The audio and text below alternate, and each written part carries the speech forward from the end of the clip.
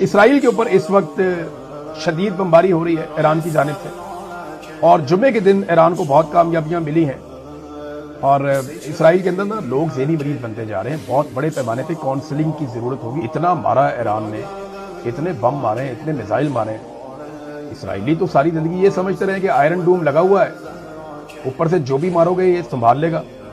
انہوں نے تو کبھی خواب میں بھی نہیں سوچا تھا کہ ایسے میزائل بھی آئیں گے ایران کی جانب سے جو اپنا رستہ تبدیل کریں گے، اور آئرن ڈوم بھی ان کو ڈیٹیکٹ نہیں کر پائے گا، اور وہ آ کر زمین پہ ٹکرائیں گے اور بنکر کو توڑنا شروع کر دیں گے۔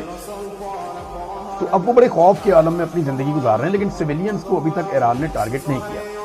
ہاں، ایران عرب ممالک میں اور اسرائیل میں کچھ اہم ٹارگٹس کے بارے میں بتا چکا ہے، اور یہ کہہ چکا ہے کہ سویلینز اپنے آپ کو ان ٹارگٹ سے دور کر لیں، کیونکہ ایران کے اندر اس قسم کے ٹارگٹس کو تباہ کیا گیا ہے امریکہ اور اسرائیل کی جانب سے۔